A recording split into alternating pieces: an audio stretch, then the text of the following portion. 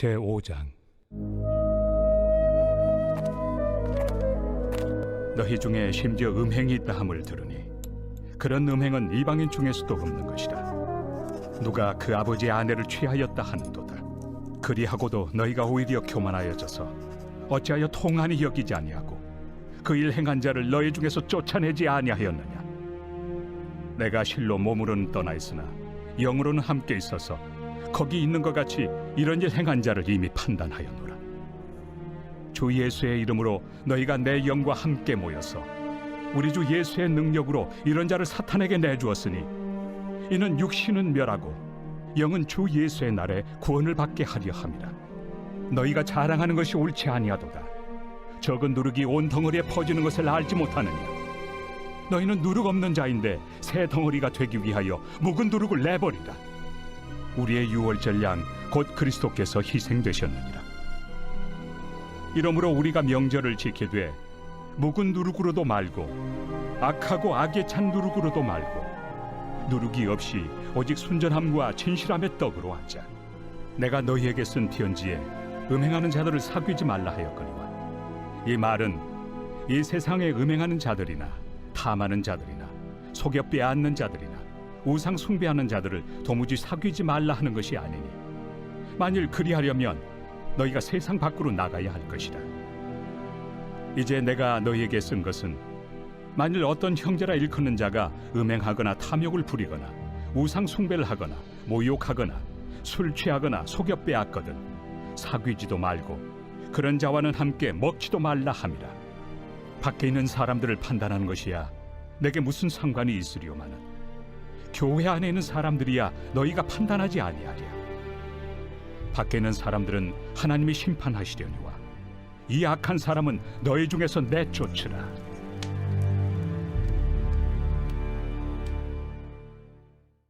오늘 우리가 함께 살펴볼 말씀은 고린도전서 5장의 말씀입니다. 먼저 6절 말씀을 보면 너희가 자랑하는 것이 옳지 아니하도다. 적은 누룩이 온 덩어리에 퍼지는 것을 알지 못하느냐라고 말씀을 합니다. 고린도 교회 성도들은 은혜를 받은 자들로서 겸손하지 못했습니다. 성령의 은사와 지식과 또 언변을 자랑할 뿐 바알과 아볼로 두 파로 나눠져서 서로 싸웠습니다. 그러다 보니까 자기 파에 속한 사람들이 자기 아버지의 아내와 관계를 가졌다는 이야기를 듣고도 방관하는 일까지 벌어지게 됩니다. 지금 사도 바울은 그들의 이 같은 타락을 적은 누룩이 온 덩어리에 퍼지는 것에 비유하며 지적하고 있습니다. 매우 적은 양의 누룩으로도 반죽 전체를 크게 부풀게 할 수 있는 것처럼 타락한 한 사람이 온 교회를 타락시킬 수 있음을 강조하는 것이죠. 그리고 7절에 너희는 누룩 없는 자인데 새 덩어리가 되기 위하여 묵은 누룩을 내버리라 라고 말씀을 합니다. 당시 사람들은 빵을 구울 때에 누룩 넣은 반죽으로 빵을 만들었습니다. 그때 그들은 누룩 섞은 반죽을 조금 남겨두었다가 그 남겨둔 누룩 반죽을 다른 빵을 반죽할 때 넣어서 새 반죽을 부풀렀습니다. 그리고 매번 이런 식으로 누룩이 섞인 또 다른 빵을 만들었습니다. 근데 죄악 역시 이와 같다는 것이죠. 죄는 누룩과 같이 전염성이 매우 강해서 단번에 끊지 못하면 계속해서 죄악된 생활을 하게 된다는 것이죠. 만일 우리 안에 예수를 믿기 전에 지었던 죄악의 습관을 조금이라도 남겨두었다면 그 악한 습관은 반드시 우리의 신앙을 부패시킨다는 것입니다. 그래서 새 덩어리가 되기 위해서 묵은 누룩을 버리고 단호하게 새 것으로 다시 시작해야 된다는 것이죠.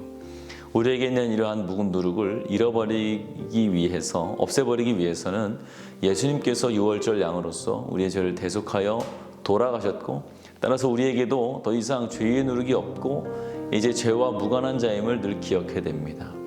예수를 믿는 자는 마땅히 과거 죄 아래 있을 때와 같이 살아서는 안 된다는 것을 항상 되뇌어야 됩니다. 그러므로 예수님을 믿는다면 이를 통해서 반드시 죄의 누룩을 제거해야 됩니다. 그렇지 않으면 예수 그리스도의 사람이 아니라는 것이죠. 오늘 예수님을 믿기 전에 행했던 옛 묵은 누룩을 완전히 십자가에 못 박고 믿음으로 새로운 삶을 결단하시는 여러분 되시기 바랍니다. 그리고 9절과 10절을 보면 우리 성도들이 믿지 않는 성도들에 대해서 대하는 태도에 관해서 교훈을 하고 있습니다. 사도 바울은 수많은 편지를 통해서 고린도 성도들에게 교회 안에 부도덕한 자들이나 악한 자들이나 또 음행하는 자들이나 우상 숭배하는 자들과 어울리지 말라고 경고합니다. 그런데 고린도 성도들은 바울의 경고를 세상의 이웃과 일절 교류하지 말라는 것으로 오해했습니다. 왜냐하면 당시 고린도는 우상 숭배와 성적인 타락이 극심했었기 때문입니다. 그래서 바울은 이전에 보낸 편지에서 음행하는 자나 불의를 행하는 자를 사귀지 말라고 한 것은 그들과 도무지 사귀지 말라는 의미가 아니었다고 오해를 풀어주고 있습니다. 만약 그러한 의미로 말했다면 성도들은 바울의 말처럼 세상 밖으로 나가야 하기 때문입니다. 이 세대에 마찬가지죠. 우리가 세상의 불의한 자들과 모두 절규하면 이 세상을 떠나는 길밖에 없습니다. 그들 중에는 가족들도 있고요, 친구도 있고, 또 직장 동료, 또 거래해야 되는 사람들도 있습니다. 이들과 교제를 끊는 것은 사회와 완전히 단절되는 것입니다. 홀로 산에 들어가서 은둔생활을 하는 수밖에 없습니다. 그리고 더욱 우리 성도들은 자신의 구원을 지키기 위해서 세상으로부터 숨어 사는 존재가 되어서는 안 되는 것이죠. 오히려 세상 속에서 세상의 빛과 소금의 역할을 감당하라고 주님 말씀하셨습니다.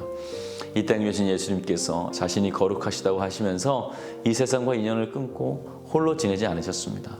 오히려 그 죄악 세상에 깊이 뛰어드셨습니다. 우리들은 이 예수님의 세상 삶을 본받아야 합니다. 참된 신앙은 세상으로부터 도피하여서 흰옷 입고 홀로 자기 신앙만 지키는 것이 아닙니다. 예수님을 복음을 가지고 세상으로 뛰어드는 것이 바로 성도들이 살아가야 될 삶입니다. 근데 성도 중에서는 세상으로부터 도피하는 사람들이 있습니다. 세상 사람들과의 관계를 끊고 오직 교회의 생활만 집중하는 사람도 있습니다. 그렇게 하면서 세상의 빛과 소금이 되려는 예수님의 명령을 어떻게 우리가 지킬 수 있겠습니까? 땅끝까지 예수님의 증인이 되라는 명령을 또 어떻게 지킬 수 있겠습니까? 물론 처음 예수님을 믿을 때에는 잠시 세상과 단절될 수 있습니다. 그래서 묵은 누룩을 제거하고 복음을 배우고 말씀에 집중해야 됩니다.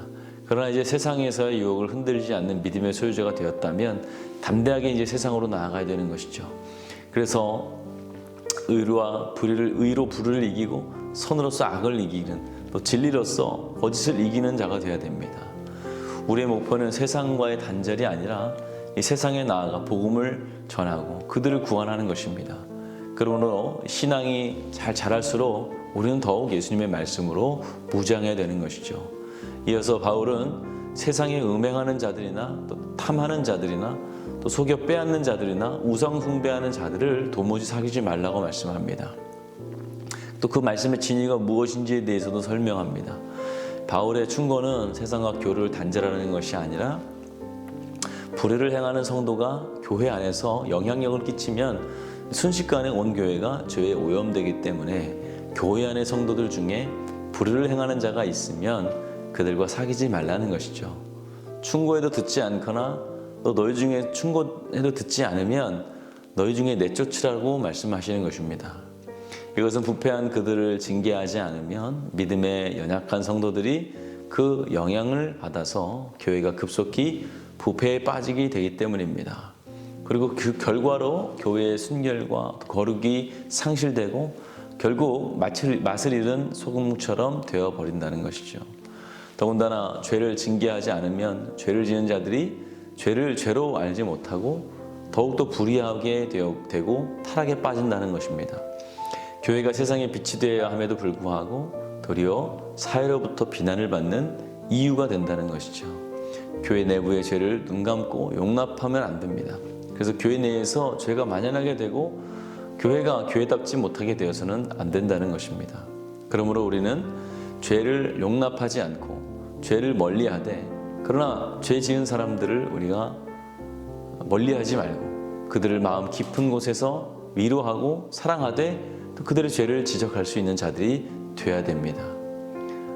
내 주변에 혹시라도 죄로 인해서 어려움을 당하고 있는 사람들이 있다면 죄를 끊기 위해서 노력하고 있는 자들이 있다면 우리는 그들에게 다가가 그들을 권면하고 도와주어야 됩니다.